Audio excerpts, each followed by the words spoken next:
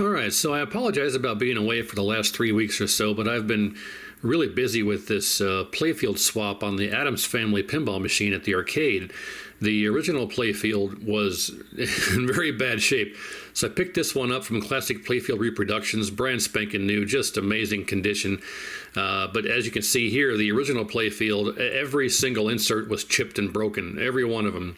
Cousin It was not too bad, but every other one was bad. It was so bad that it was affecting the trajectory of the ball. When the ball would slowly roll over these areas, it would deflect off left, right, whatever, what have you, and just affected the gameplay pretty badly. So it came down to the point to where we just had to make the decision to swap the Playfield. So the last 3 weeks I've been busy with getting this entire Playfield swap done, and it turned out fantastically. But we're going to go over that here later, as you're about to see.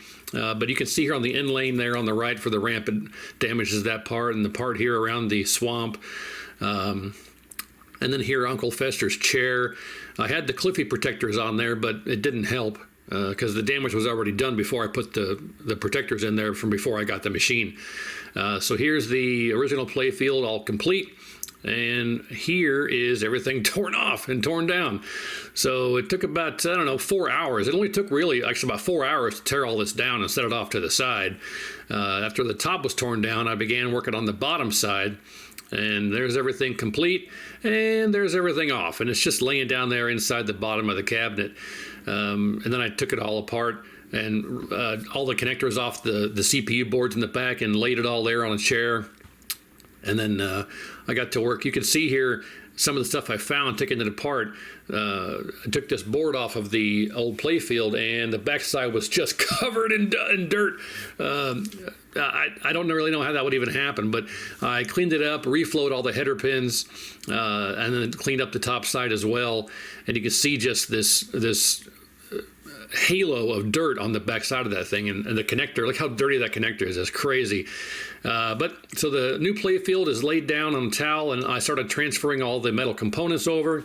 I got brand new plates for the brand new plate assemblies for the flippers and all that stuff, new bushings, and got everything transferred over, and just kind of laid everything and set it in place for the as best I could with what I had there at the moment.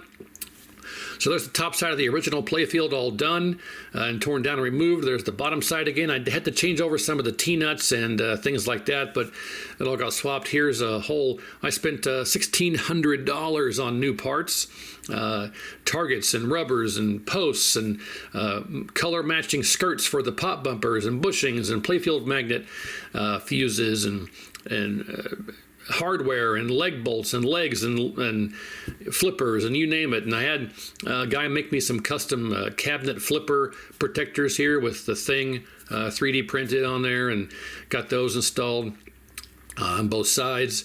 So that's a nice little touch. And then I got some decals here for the thing box and the some new decals for the thing box and the bookcase, and threw those on there. And I ended up covering all these in Mylar. So after I got all of the decals installed here, I put Mylar on them to keep them nice from getting damaged and dusty and dirty. And when I go to clean them, they don't wear away. So here we have the new targets installed for the grave. Got the new decals on there. Put some Mylar to cover up those as well.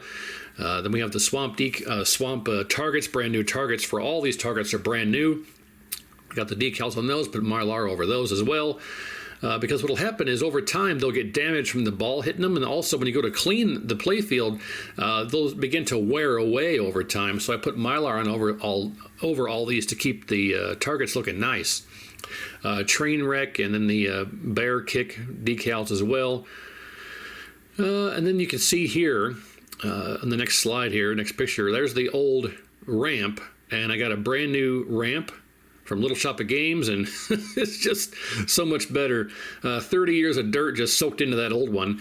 And I was able to, you open up Photoshop and recreate these old Playfield decals. You can see the old Playfield decals here are kind of in bad condition.